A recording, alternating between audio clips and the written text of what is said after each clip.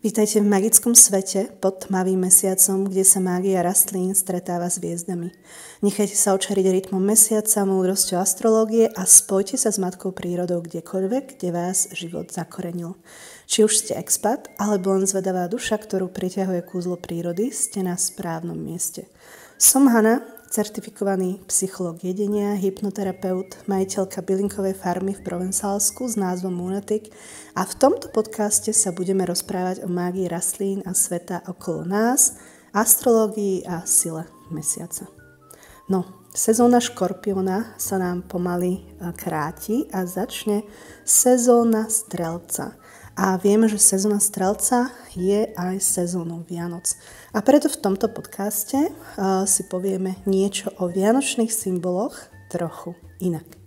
Keď som bola malá, obdivovala som trblietavé muchotrávky na babičkinom vianočnom stromčeku, zavesené medzi sklenými síkorkami a zlatými reťazami. No, vtedy som ešte netušila, že väčšinu svojich Vianoc budem tráviť v slnečnom Provencálsku, kde darčeky nenosí Ježiško, ale Père Noël a o klasických vianočných trhoch ani nechyrujú.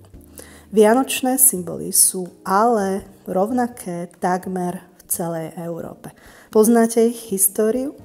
Poďme si niečo povedať k tým vianočným symbolom. Čiže vo Francúzsku sa cez komín každé Vianoce prepcháva tučný, bradatý vianočný tatko, nejaká obdoba amerického Santa Clausa.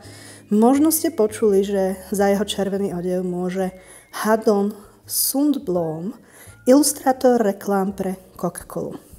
A aj keď je v tom zrnko pravdy, pôvod Santa Clausa nájdeme v legendách ďalekého severu. Počas zimného slnovratu, ktorý sa oslavuje okolo 21. decembra, sibírski šamani zbierali hríby známe ako Amanita muscaria. Ako vieme, tieto huby sú halucinogénne a jedovaté, ale ak ich vysušíte, správne dávkujete, môžete zažiť divokú jazdu a presne toto robili sibírski šamani. Sušievali ich v ponožkách nad ohňom alebo rovno zavesené na ihličnanoch, pod ktorými rastú. No a pre tamojšie soby sú vraj pochuťkou a v ich moči už toxiny z hríbov vo veľkom množstve nenájdete.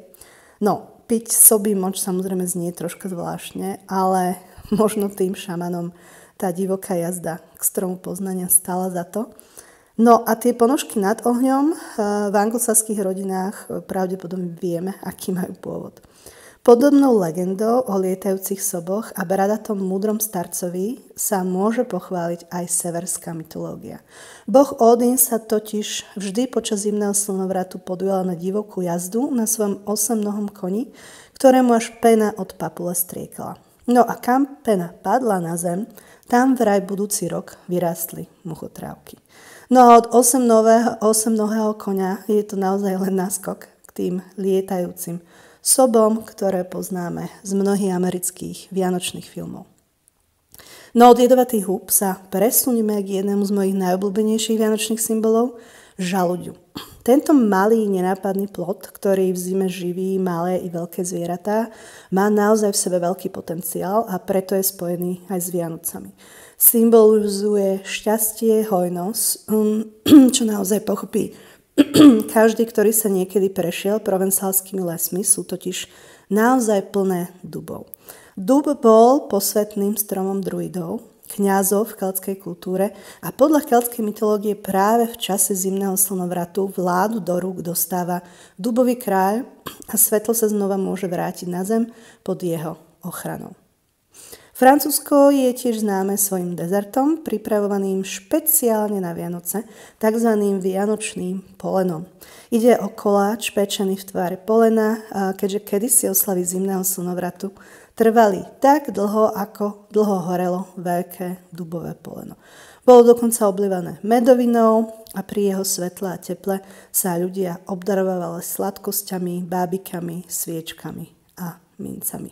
No, či už si vianočný stromček ozdobíte muchotrávkami, žalúďami, alebo si upečete vianočné poleno na francúzsky spôsob, nezabudnite, že Vianoce sú najmä obdobím návratu svetla po dlhom období rozjímania. Rozžiarte si teda dom 1000 svetiel, aby ste nevyliali na vytepovaný gauč medovinu. Samozrejme, piť moč sobou nemusíte a snehu je vraj kvôli globálnemu oteplovaniu čoraz menej, takže sa do domu nemusíte šplhať cez komín.